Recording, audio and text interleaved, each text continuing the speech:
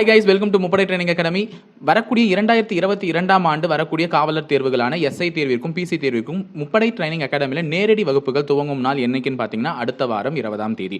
அதாவது வரக்கூடிய 20/12/2021 திங்கட்கிழமை முதல் நேரடி வகுப்புகள் புதிய வகுப்புகள் துவங்க இருக்கிறது. ஸோ நீங்கள் அட்மிஷன் பண்ணணும்னு நினைச்சீங்கன்னா கீழே இருக்கக்கூடிய கான்டாக்ட் நம்பரை கான்டாக்ட் பண்ணி அதுக்கான டீட்டெயில்ஸை கேட்டு தெரிஞ்சுக்கலாம். ஸோ நீங்கள் கான்டாக்ட் பண்ண வேண்டிய நம்பர் 7200400395 அல்லது 7200400398. குறிப்பாக அனைவருக்கும் இலவசமாக பாடப்புத்தகங்கள் வழங்கப்படும். Thank you. Hi guys, welcome to முப்படை ட்ரைனிங் அகாடமி. ஸோ இன்னைக்கு நம்ம பார்க்க போகிறது என்னன்னு பார்த்தீங்கன்னா ஜென்ரல் நாலேஜ் ப்ளஸ் சைக்காலஜி சேர்த்து ஒரு 25 கொஸ்டின்ஸ் பார்க்க போகிறோம். ஸோ இந்த ஃபர்ஸ்ட் கொஸ்டின் வந்து என்னன்னு பார்த்தீங்கன்னா வானம் பார்த்த பூமி என்பது என்னன்னு கேட்குறாங்க. ஸோ நன்செய் நிலம் வந்து பார்த்தீங்கன்னா நல்லது செய்யக்கூடிய நிலம், அதாவது நல்லதான் விளையும். ஸோ நல்ல தண்ணி இருந்தாலும் நல்லதாக வந்து கொடுக்கும், நல்லது, அதாவது நல்ல பயிர் வகைகள்லாம் கொடுக்கும். ஆனால் வானம் பார்த்த பூமின்றது காஞ்சு போன ஒரு நிலம். ஸோ தண்ணி பார்த்து ரொம்ப நாள் ஆன ஒரு நிலம் அப்படின்னா அது எந்த நிலம்னு பார்த்தீங்கன்னா புன்செய். ஸோ இதுதான் எதுக்குமே பயன்படாத நிலமா இருக்கும். ஸோ அப்போ வானம் பார்த்த பூமி என்பது என்னன்னு பார்த்தீங்கன்னா புன்செய் நிலம். ஓகேங்களா? சரி, அடுத்த கேள்வி, நெடுங்கடல் இதனுடைய இலக்கண குறிப்பு கேட்டிருக்காங்க. ஸோ இலக்கண குறிப்பு நமக்கு பெரும்பாலும் கேட்பாங்க. ஸோ நெடுங்கடல்ன்றது எப்படி எழுதுவாங்கன்னு பார்த்தீங்கன்னா நெடுமை பிளஸ் கலர்னு எழுதியிருப்பாங்க. ஸோ மை அப்படின்னு சொல்லிட்டு வரும். ஸோ இந்த மாதிரி மையின் புணர்ந்தாலே நமக்கு அங்கே இலக்கண குறிப்பு என்னதான் வரும்னு பார்த்தீங்கன்னா பண்புத்தொகை தான். ஸோ மையின் வந்துச்சுனாலே என்ன வரும்? பண்புத்தொகை. ஸோ ஆன்சர் வந்து பண்புத்தொகை. அடுத்தது, which among the following is emphasizing adjective? அட்ஜெக்டிவ்னாலே என்ன? ஸோ நமக்கு கிராமர்ல ரெண்டு இருக்கு, ஒன்று அட்ஜெக்டிவ், இன்னொன்று அட்வர்ப். ஓகேங்களா? அட்வர்ப் அப்படின்னாலே வர்புக்கு மேலும் பெருமை சேர்ப்பது வந்து அட்வர்ப். நவுனுக்கு மேலும் பெருமை சேர்ப்பது எதுன்னு பார்த்தீங்கன்னா அட்ஜெக்டிவ். அதாவது நவுன்னா ராதான்றது ஒரு பேர், அதுதான் நவுனு. அந்த நவுனுக்கு மேலும் எதனா பெருமை சேர்த்து பியூட்டிஃபுல் ராதா, அப்போ பியூட்டிஃபுல்ன்றது என்னது? அட்ஜெக்டிவ்னு சொல்லுவாங்க. ஓகேங்களா? அப்போ எம்பசைசிங் அட்ஜெக்டிவ்னாலே நவுனுக்கு பெருமை சேர்த்தால் அட்ஜெக்டிவ், வேர்புக்கே பெருமை சேர்த்தா அது என்ன?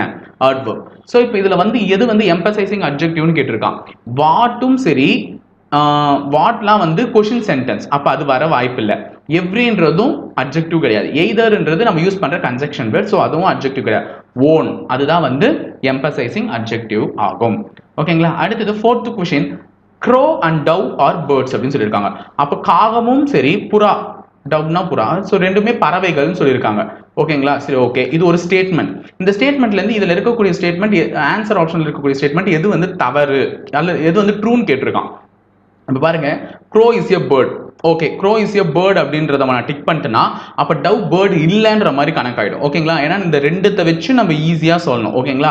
அடுத்தது டவ் இஸ் எ பேர்டுன்றதை கிளிக் பண்ணிட்டேன்னா க்ரோ பேர்டு இல்லைன்ற மாதிரி ஆயிடும். ஸோ இந்த ரெண்டு ஆப்ஷனுமே வர வாய்ப்பே இல்லை. ஓகேங்களா? அடுத்தது, some dove are and crow are பேர்ட்ஸ்னா சில புறாக்கள் அண்ட் சில காகங்கள் மட்டும் பறவைகள்னு சொல்ற மாதிரி வரும். அதுவும் தவறான ஒரு விஷயம் தான். ஸோ ஆன்சர் ஆப்ஷன் இதுதான், both crow and dove are birds ரெண்டுமே பறவைகள் தான் சேரும். So answer option D. அடுத்தது, கலோரி என்பது எதனுடைய அலகாகும்? இது ஒரு முக்கியமான கொஸ்டின் கேட்பாங்க. கலோரி என்பது எதனுடைய அலகாகும்னா வெப்பம். வெப்பத்தின் அலகு தான் என்ன? கலோரி ஆகும். ஓகேங்களா? அடுத்தது, நீரின் தன்வெப்ப ஏற்புத்திறன். இதுவும் முக்கியமான கொஸ்டின். நீரின் தன்வெப்ப ஏற்புத்திறன் டைரக்ட் கொஸ்டின். ஸோ ஆன்சர் வந்து 4.2 into joule kilogram inverse kilo inverse. ஓகேங்களா? அடுத்தது, இந்தியாவில் மாறு மின்னோட்டத்தின் அதிர்வெண். மாறு மின்னோட்டத்தின் அதிர்வெண்ணாலே என்னன்னு பார்த்தீங்கன்னா ஃப்ரீக்வன்சி. வீட்டுக்கு வரக்கூடிய கரண்டினுடைய ஃப்ரீக்வன்சி என்னன்னு கேட்டிருக்கான். ஸோ நம்ம வீட்டுக்கு எவ்வளோ வோல்டேஜ் வருது? 230 வோல்ட்ஸ் வருது. எவ்வளோ ஆம்ஸில் கரண்ட் வருதுன்னா 5 ஆம்ஸில் கரண்ட் வருது.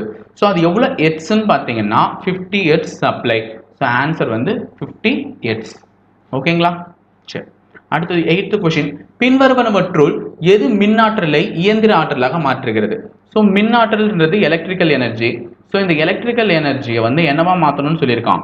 மெக்கானிக்கல் எனர்ஜியாக மாற்றணும்னு சொல்லியிருக்கான். நான் ஆல்ரெடி சொல்லியிருந்தேன், எலக்ட்ரிக்கல் எனர்ஜியை மெக்கானிக்கல் எனர்ஜியாக மாற்றக்கூடிய ஒரு இது டிவைஸ் என்னன்னு பார்த்தீங்கன்னா motor. So mechanical energy electrical எனர்ஜியாக மாற்றணும்னு பார்த்தீங்கன்னா இந்த மின்னியற்றி தான். ஸோ மின்னியற்றினா ஜென்ரேட்டர். ஸோ இதுக்கு ஆன்சர் என்ன பார்த்தீங்கன்னா மோட்டார் தான். மோட்டார் தான் ஸ்விட்ச் போடுவீங்க, ஸ்விட்ச் போட்டால் கரண்ட் வரும், அந்த கரண்ட்லேருந்து ஒரு மோட்டார் ஓடும். அப்போ எலக்ட்ரிக்கல் எனர்ஜியை வந்து ஒரு மோட்டாரை ஓட வைக்கிறது ஒரு மெக்கானிக்கல் எனர்ஜி. ஸோ அப்போ மின் மோட்டார் தான் வந்து என்ன பண்ணுது? Electrical energy is converted into mechanical energy. So 9th question, கீழ்கண்ட எவற்றில் மின்மாற்றி வேலை செய்கிறது? மின்மாற்றின்றது டிரான்ஸ்ஃபார்மர். ஓகேங்களா? டிரான்ஸ்ஃபார்மர் எதில் வேலை செய்யுதுன்னு பார்த்தீங்கன்னா டிரான்ஸ்ஃபார்மர் ஏசியில் மட்டும்தான் வேலை செய்யும். So answer AC. ஏசினா ஆல்டர்னேட்டிங் கரண்ட். ஓகேங்களா? டிசினா டைரக்ட் கரண்ட். ஸோ ஆல்டர்னேட்டிங் கரண்ட்ல தான் வேலை செய்யும். ஒரு டிரான்ஸ்ஃபார்மர்ல வேலை ஒரு பிரின்சிபல் என்னன்னு பார்த்தீங்கன்னா ஸ்டெப் அப் ஸ்டெப் டவுன்னு 2 இருக்கும். ஸோ இங்கே கொடுக்குற கரண்ட்டை இங்கே என்ன பண்ணணும், ஒன்று ஏற்றி தரும் இல்லை எழுத்தி தரும். நம்ம எப்பவுமே 230 வோல்ட் கொடுக்க போகிறோம். 3 ஃபேஸ் சப்ளைல இருக்கிறதுல இங்கே 440 வோல்ட்டை உற்பத்தி பண்ணி தருவோம். இல்லை 230 வோல்ட்டை கொடுத்து இங்கே வீட்டுக்கு தேவையான மாதிரி 12 வோல்ட் அப்படி சப்ளை. நீங்கள் வந்து ஒரு சர்க்யூட்டுக்கு இருக்கிறீங்கன்னா ஒரு 12 வோல்ட் எடுக்கிறீங்கன்னா அப்போ ஸ்டெப் டவுன் டிரான்ஸ்ஃபார்மர் யூஸ் பண்ணுவீங்க. ஸோ அதெல்லாம் பார்த்து வச்சுக்கோங்க, இது ரொம்ப முக்கியம் டிரான்ஸ்ஃபார்மர் டாபிக். அடுத்தது 10th கொஸ்டின், காந்தப்பய அடர்த்தியின் அலகு என்ன? ஓகேங்களா, மேக்னெட்டிக் ஃபீல்டினுடைய அலகு என்னன்னு கேட்டிங்கன்னா வெபர் பை மீட்டர் ஸ்கொயர் தான் வந்து அலகு. ஓகேங்களா, weber by metre square. Okay, அடுத்தது 11th கொஸ்டின், இந்தியாவில் சணல் எத்தனை மாநிலங்களில் பயிரிடப்படுகிறது? சணல்னா என்னன்னு பார்த்தீங்கன்னா ஜூட். ஜூட் எத்தனை மாநிலங்களில் பயிரிடப்படுதுன்னு பார்த்தீங்கன்னா 7. ஸோ 7 ஸ்டேட்ஸில் தான் என்னது ஜூட் வந்து பயிரிடப்படுது. அடுத்தது மீர்காசிம்ன்றவர் ஒரு அரசர். அவர் வங்காள தலைநகரை கொல்கத்தாவில் இருந்து டேஷுக்கு மாற்றினார். இப்ப மேற்கு வங்காளத்தினுடைய தலைநகர் எதுன்னு பாத்தீங்கன்னா கொல்கத்தா தான். சோ அப்ப மீர்காசிம்ன்ற ஒரு அரசர் ஆட்சி புரியும் போது வங்காள தலைநகரை எதிலிருந்து எதற்கு மாற்றினார்னு பாத்தீங்கன்னா மாங்கீர். ஸோ மாங்கீருக்கு தான் மாத்தினார். ஓகேங்களா, அடுத்தது இந்தியாவில் டேஷ் ஆண்டு சட்டமன்றங்கள் அறிமுகப்படுத்தப்பட்டது. ஸோ இந்தியாவில் எந்த ஆண்டு வந்து சட்டமன்றங்கள்லாம் அறிமுகப்படுத்தப்பட்டுச்சுன்னு பார்த்தீங்கன்னா 1861ஆம் ஆண்டு. ஸோ 1861ஆம் ஆண்டு தான் சட்டமன்றங்கிறது ஒன்று இந்தியாவுக்கு புதுசாக வந்துச்சு வெள்ளைக்காரன் பீரியட்ல. அடுத்தது 14th கொஸ்டின், கீழ்காண்டும் எந்த சமன்பாட்டின் மூலம் புவியின் நிறையை கணக்கிடலாம்? ஸோ இது வந்து ஒரு டைரக்ட் கொஸ்டின். அதுக்கப்புறமா ஒரு இம்பார்ட்டன்ட் கொஸ்டினும் கூட. எர்த் மாஸ், புவியினாலே என்ன, புவியின் நிறையினாலே எர்த்தினுடைய மாசை கணக்கிடுறது வந்து G is equal to GMR square. GMR square அதுதாங்க ஃபார்முலா. ஓகேங்களா, இம்பார்ட்டன்ட். அடுத்தது கீழ்கண்டவற்றுள் ஜெட் விமானங்களில் எரிபொருளாக பயன்படுவது எது அப்படின்னு கேட்டிருந்தாங்க. ஸோ ஆன்சர் என்னன்னு பார்த்தீங்கன்னா டீசல். ஓகேங்களா, அடுத்தது 16th கொஸ்டின் சைக்காலஜிலேருந்து வந்திருக்கும். ஸோ 1, 9, 25, 49 ஒரு கொஸ்டின் மார்க் 121. ஏதோ ஒரு நம்பர் விடுபட்டு இருக்கு, அந்த நம்பர் என்னன்னு கேட்குறான், பார்த்தாலே சொல்லலாம். இது வந்து பார்க்கும் போது எல்லாம் எப்படி தெரியுதுன்னா ஸ்கொயர் மதிப்பெண்களில் தெரியுது. இந்த ஸ்கொயர் வேல்யூஸ் தான் எழுதியிருக்கான். இது 1 ஸ்கொயர், 3 ஸ்கொயர், 5 ஸ்கொயர், 7 ஸ்கொயர். அப்போ இங்கே என்ன ஸ்கொயர் வந்திருக்கணும், 9 ஸ்கொயர். பிகாஸ் இது 11 ஸ்கொயருடைய வேல்யூ. ஸோ 9 ஸ்கொயருடைய வேல்யூ என்ன, 81. Answer option B. ஓகேங்களா, ஸோ 17th கொஸ்டின், 2 இலக்க எண்ணையும் மற்றும் அதனின் இடங்களை மாற்றி கிடைக்கும் எண்ணையும் கூட்டினால் 66 கிடைக்கப்பெறுகிறது எனில் அந்த 2 இலக்க எண்களின் கூடுதல் என்ன? இங்க பாருங்க, ஏதோ ஒரு 2 டிஜிட் நம்பர் எக்ஸ் ஒய்ன்னு ஒரு 2 டிஜிட் நம்பர். அந்த நம்பரை நான் இடம் மாத்துறேன். அதாவது இங்க இருக்கிற நம்பர் இங்கேயும் இங்க இருக்கிற நம்பர் இங்கேயும் எழுதுனா என்னன்னு கிடைக்குது, ஒய் எக்ஸ்ன்னு கிடைக்குது. ஸோ இந்த 2 நம்பரையும் நான் கூட்டினா எனக்கு என்ன வரும்னு பார்த்தீங்கன்னா 66. ஏதோ ஒரு 2 இலக்க நம்பருங்க, இப்போ 18ன்னு வச்சுக்கோங்க, மாத்தினா 81. இது ரெண்டுத்தையும் ஆட் பண்ணாதான் எனக்கு என்ன கிடைச்சிருக்கணும், 66 கிடைச்சிருக்கணும். ஆனால் இது வந்து 18 கிடையாது. ஸோ அது நான் ஒரு எக்ஸாம்பிளுக்கு சொல்றேன். அந்த மாதிரி மாத்தினா எனக்கு என்ன கிடைக்கணும், 66 கிடைக்கணும். ஸோ அப்படி கிடைச்சிச்சுன்னா அந்த 2 இலக்க எண் யூஸ் பண்றீங்க பாருங்க, அந்த ஒய் பிளஸ் எக்ஸை கூட்டினா என்ன வரும் அப்படின்னு கேட்கறான். அந்த எக்ஸ் பிளஸ் ஒய்யை கூட்டினா என்ன வரும்னு கேட்கறான். ஸோ ஒரு சிம்பிள் கணக்கு தான். முதல்ல 66 வரணும்னா நம்மளுக்கு நல்லா தெரியுங்க. 66 2ஆல் வகுத்தா என்ன கிடைக்கும், 33 கிடைக்கும். அப்போ 33 என்ன கிடைச்சிச்சு, 66. அப்போ 3 + 3 இதுதான் அந்த எக்ஸ் ஒய். ஒரு எக்ஸ் வந்து 3, ஒரு இன்னொரு ஒய் வந்து 3. ஸோ 3 + 3 என்ன, 6. நீங்க 33க்கு மட்டும் இல்லை, வேற எந்த நம்பருக்கு செக் பண்ணாலும் அது அப்படிதான் வரும். இப்போ ஃபார் எக்ஸாம்பிள் 24 திருப்பி போட்டா 42. இதை கூட்டினாலும் என்னதான் வருது, 66 தான். 2யும் 4யும் கூட்டினாலும் என்னதான் வரும், 6 தான் வரும். கரெக்டா?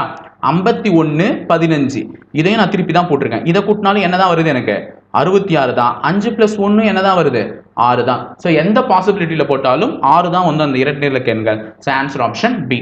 கடிகாரத்தில் மணி 3:10 காலை 3:10 AM ஆகும். காலை 4:05 மணியின் பொழுது நிமிடமுள் எத்தனை கோள அளவு கடந்திருக்கும் கேட்டிருக்கான். நல்லா ஞாபகம் வச்சுக்கோங்க, ஒரு கடிகாரம் 12, 1, 2, 3, 4, 5, 6, 7, 8, 9, 10, 11 இப்படிதான் இருக்கு. சின்ன முள்ளு எப்பவுமே ஸ்லோவாக தாங்க நகரும், பெரிய முள்ளு தான் வேக வேகமாக நகரும். ஓகேங்களா, இது எல்லாருக்குமே தெரியும். ஓகேங்களா, பெரிய முள்ளு தான் வேக வேகமாக நகரும். இப்போ காலையில் மணி என்ன டைம்னு சொல்றாங்கன்னா 3:10ன்னு சொல்லியிருக்காங்க. ஸோ இப்போ 3:10னா நல்லா ஞாபகம் வச்சுக்கோங்க, சின்ன முள்ளு 3 ஆண்டு இருக்கும், பெரிய முள்ளு வந்து 2 ஆண்டு இருக்கும். இதுதான் 3:10. இப்போ 4:05 ஆகும் போது நல்லா ஞாபகம் வச்சுக்கோங்க, ஒரிஜினல் டைம் சொல்றேன், 4, 5, 6, 7, 8, 9, 10, 11 4:05 போது சின்ன முள் வந்து இங்க 4 ஆண்டு இருக்கணும், பெரிய முள் வந்து 1 ஆண்டு இருக்கணும். அப்ப அதனுடைய கோண இடப்பெயர்ச்சி அளவு, அதாவது 2 ஆண்டு இருக்கக்கூடிய முள் ஃபர்ஸ்ட் 2 ஆண்டு 3:10ன்றப்போ 2 ஆண்டு இருக்கக்கூடிய பெரிய முள் நிமிட முள்னு சொல்லியிருக்காங்க. நிமிட முள்னா பெரிய முள். அந்த பெரிய முள் மறுபடியும் எங்க வந்திருக்கணும், ஒன்னாண்ட வந்திருக்கணும், ஒரு சுத்தி ஒன்னாண்ட வந்திருக்கு 4:10 அப்போ. ஸோ அது கிட்டத்தட்ட 55 நிமிஷம் டிராவல் ஆயிருக்கு. எத்தனை நிமிஷம்? 55 நிமிஷம் டிராவல் ஆயிருக்கு. நமக்கு நல்லா ஞாபகம் வச்சுக்கோங்க, டிகிரியில சொல்லும் போது எப்பவுமே ஒரு மினிட்னா 1 மினிட்னா எத்தனை டிகிரின்னு பார்த்தீங்கன்னா 6 டிகிரி. நல்லா ஞாபகம் வச்சுக்கோங்க, ஒரு நிமிஷம்னா எத்தனை டிகிரி? 6 டிகிரி. ஏன்னா வட்டத்தின் முழு டிகிரி எவ்வளோ? 360 டிகிரி. அப்போ ஒரு நிமிஷத்துக்கு 6 டிகிரின்னு போட்டாதான் 60 நிமிஷத்துக்கு எத்தனை டிகிரி வரும்?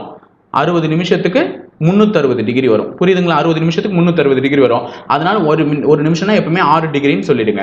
இப்போ நமக்கு எத்தனை நிமிஷங்க கம்மியா இருக்கு? 55 நிமிஷம். டோட்டலா 60 நிமிஷத்துக்கு போயிட்டு இருக்கோம். ஆனா இப்போ பெரிய முள் எத்தனை நிமிஷம் தான் சுத்தி இருக்கு? 55 நிமிஷம் தான் சுத்தி இருக்கு. 5 நிமிஷம்ன்றது கம்மியா இருக்கு. அப்ப அந்த 5 × 6 பெருக்குங்க. ஒரு நிமிஷம்ன்ற 6 டிகிரியா? அப்ப 5 × 6 30 டிகிரி கம்மியா சுத்தி இருக்கும். அப்ப ஆன்சர் 360ல 30 போச்சுன்னா என்னங்க? 330. So answer 330. எல்லாரும் யோசிப்பீங்க, 5 நிமிஷம் தானே கம்மியா ஓடி இருக்கு, அப்ப 355ன்னு யாராவது போட்டிருப்பீங்க. ஸோ அதெல்லாம் போடாதீங்க, அதெல்லாம் தப்புங்க. ஓகேங்களா? கணக்கு தெரிஞ்சுட்டு போடுங்க. தந்தை மகனின் வயதை போன்று 4 மடங்கானவர். அப்போ ஃபாதர் சன்னை விட 4 வயதானவர் இன்டு 4. ஓகேங்களா? 5 வருடம் கழித்து, நல்ல ஞாபகம் வச்சுக்கோங்க, 5 வருடம் கழித்து அவர்களின் விகிதம் 3:1 இருக்கு. ஓகேங்களா? 5 இயர்ஸ் கழிச்சு இந்த கணக்கை எப்படி வேணா போடலாம். ஸோ ஃபர்ஸ்ட் இப்போ ரேஷியோ பாருங்க, இவங்க 4:1 வச்சுக்கோங்க. இவங்க 1 வயசு இருந்தா இவங்க 4 வயசு இருப்பார். அப்போ 4:1 வச்சுக்கோங்க. 5 வருஷம் கழிச்சு ரேஷியோ என்னவா மாறுது? 3:1 மாறுது. இப்போ இதுக்கு நான் ஒரு சால்விங் மெத்தட் சொல்றேன், அதை நீங்க தான் சால்வ் பண்ண போறீங்க.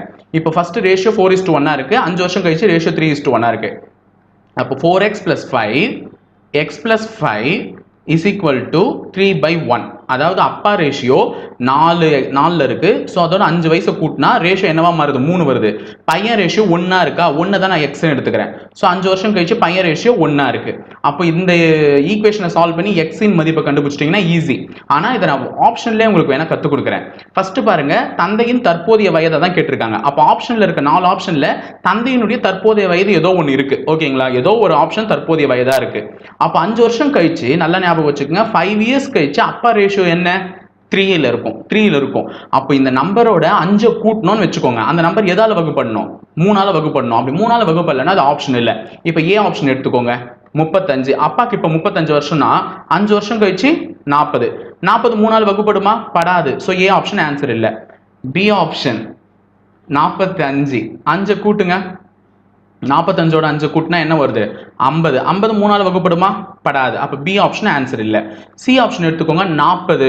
40 + 5 45. 45 3ஆல வகுப்படுமா? வகுப்படும். இது ஆன்சரா இருக்க வாய்ப்பு இருக்கு. லாஸ்ட் டி ஆப்ஷனும் செக் பண்ணிடலாம். டி ஆப்ஷன் எடுத்துக்கோங்க, 50. 50 + 5 55. 55 3ஆல வகுப்படுமா? வகுப்படாது. ஸோ டி ஆப்ஷன் ஆன்சர் இல்லை. அப்போ ஆன்சர் ஆப்ஷன் சி. ஸோ இப்படி போயிட்டு எக்ஸ் மதிப்பை கண்டுபிடிச்சி அப்பா அதில் சப்ஸ்டியூட் பண்ணிங்க. அந்த எக்ஸின் மதிப்பை எடுத்துட்டு போய் இந்த 4xல சப்ஸ்டியூட் பண்ண ஆன்சர் வந்துடும். கண்டிப்பாக எக்ஸின் மதிப்பு 10ன்னு வரும் பாருங்க. எக்ஸின் மதிப்பு 10ன்னு வரும். அதை எடுத்துன்னு போய் 4ல மல்டிப்ளை பண்ணால் 4 × 10 40. இதை நீங்கள் ஆப்ஷன் வச்சு எலிமினேட் பண்ணிட்டு போயிடலாம். ரூபாய் 460, அதாவது 460 ரூபாயை என்ன ரேஷியோல ஸ்பிளிட் பண்றாங்கன்னா 13:7ல ஸ்பிளிட் பண்ணிருக்காங்க. அப்படின்னா சிறிய பங்கு என்னன்னு கேட்டிருக்காங்க. நல்லா ஞாபகம் வச்சுக்கோங்க, சிறிய பங்கு இது ரெண்டுத்துல எதுங்க சின்ன நம்பர்? 7 தான். அப்ப அந்த சிறிய பங்கு என்னன்னு கேட்டிருக்காங்க. இந்த எப்படி போடலாம்னா 13x + 7x = 460. இப்பயும் நீங்க எக்ஸின் மதிப்பை கண்டுபிடிக்கலாம். ஸோ இது ரெண்டுத்தையும் ஆட் பண்ணி 20x கண்டுபிடிச்சி 460, திருப்பி x = 460 டிவைடட் பை 20, 0க்கு 0 கேன்சல் பண்ணி இதை அடிச்சு எக்ஸின் மதிப்பு 23ன்னு கண்டுபிடிச்சு அதை எடுத்துட்டு போய் 7 கூட மல்டிப்ளை பண்ணி கண்டுபிடிக்கலாம். இதெல்லாம் ஒரு லாங் ப்ராசஸ். இப்போ 7ன்னு சொல்லியிருக்கானா எந்த நம்பர் 7ஆல் அடிப்படுதோ அதுதான் ஆன்சர். 157 7ஆல் அடிப்படுமா? பாருங்க, 157 7ஆல் அடிப்படாது. 195 7ஆல் அடிப்படுமா? 195 சாரி 157 7ஆல் அடிப்படாது. 195 7ஆல் அடிப்படுமானா 14 14 55 வராது கண்டிப்பா இதுவும். ஸோ 163 7ஆல் அடிப்படுமானா 14 2 times 23 வராது. 161 7ஆல் அடிப்படுமானா அவன் வரும் 14 and 21. ஸோ இது 23 டைம்ஸ் வரும். So answer is 161. ஓகேங்களா? ஸோ முடிஞ்சிருச்சு. அடுத்தது 21வது கேள்வி. ஒரு வெண்படத்தில் ஏ ஹாக்கி, இந்த ஏ இருக்கு இல்லைங்க, இது என்ன கேம்னு பார்த்தீங்கன்னா ஹாக்கி. இந்த பி என்ன கேம்னு பார்த்தீங்கன்னா கிரிக்கெட். சி என்ன கேம்னு பார்த்தீங்கன்னா ஸ்குவாஷ். ஓகேங்களா? ஸ்குவாஷ். உங்ககிட்ட ஒரு கேள்வி கேட்கலாமா? ஸ்குவாஷ் பிளேயர்ஸ் யாராவது 2 பேர் கமெண்ட் பாக்ஸில் கமெண்ட் பண்ணுங்க. ஒரு முக்கியமான கேம், நம்ம தமிழ்நாட்டில் நிறைய பேர் விளையாடிட்டு இருக்காங்க, ஆனால் நிறைய பேருக்கு தெரியல. ஸோ தெரிஞ்சா கமெண்ட் பண்ணுங்க. ஓகேங்களா? ஸோ இப்போ நம்மள என்ன கேள்வி கேட்டிருக்காங்கன்னா, இதெல்லாம் இந்த கேமை குறிக்குது எனில் எத்தனை பேர் குறைந்தது ஒரு விளையாட்டையாவது விளையாடுறாங்க? அட்லீஸ்ட் அவன் சொல்லியிருக்கிறது என்ன? அட்லீஸ்ட் ஒரு கேமாவது விளையாடணும், குறைந்தது ஒரு கேமாவது விளையாடணும். நல்லா ஞாபகம் வச்சுக்கோங்க, அட்லீஸ்ட் ஒரு கேமாவது விளையாடணும்.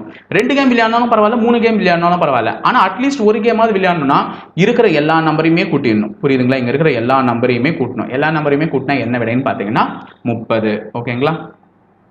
அடுத்தது தவறான படத்தை தேர்ந்தெடு. இந்த தவறான படம் எது அப்படின்னு கேட்டிருக்காங்க. ஸோ எல்லாமே பார்த்தோன்னே சொல்லிட்டு இருப்பீங்க, எல்லாமே கொஞ்சம் கொஞ்சமா இருக்குடா, இதுதானே நீளமா இருக்கு, ஸோ அதுதான் இதுதான் ஆன்சரா இருக்கும் அப்படின்னு சொல்லியிருந்தீங்கன்னா ஓகே குட். ஆனா இதெல்லாம் ஸ்ட்ரைட்டா இருக்கு, சி ஆப்ஷன்ல பாரு இதுதான் ஏதோ கோணிட்டு இருக்கு, அப்படி இதுதான் ஆப்ஷன் சொல்லியிருந்தீங்கன்னா நீங்க தப்பு. ஏன்னா எல்லா படமுமே 90 டிகிரியில் இருக்கு. இதோட மதிப்பு என்ன? 90 டிகிரி. இதோட மதிப்பும் 90 டிகிரி. இதோட மதிப்பும் கிராஸ்ல இருந்தாலும் இந்த அளவு என்னன்னு பார்த்தீங்கன்னா 90 டிகிரி. ஆனா இது மட்டும் தான் எவ்வளவு டிகிரியில் இருக்கு? 180 டிகிரியில் இருக்கு. So answer option is D. ஓகேங்களா? 23வது கேள்வி, கண், நெற்றி, முகம் இதற்கான வெண்படத்தை வரைய சொல்லியிருக்காங்க. ஸோ கண், நெற்றி, முகத்திற்கான வெண்படத்தை வரையணும்னா கண்ணும் சரி முகமும் நெற்றியும் சரி எதுல தான் இருக்கும்? முகத்துல தான் இருக்கும். அப்ப வெளியில இருக்கிற படம் முகம், உள்ள இருக்கிற ரெண்டுமே கண் ஒன்று நெற்றி ஒன்று. ஓகேங்களா? அப்போ ஆன்சர் ஆப்ஷன் இஸ் சி. அடுத்தது 24th question, if Ireland is written as, okay எழுதிடலாம் ஃபர்ஸ்ட்.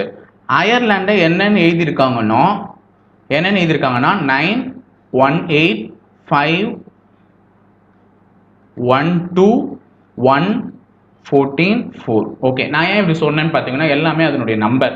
ஐ வந்து 9வது லெட்டர், ஆர் 18வது லெட்டர் ஏபிசிடியில், இ 5th லெட்டர், எல் 12வது letter, A 1st letter, N 14th letter and D 4th letter.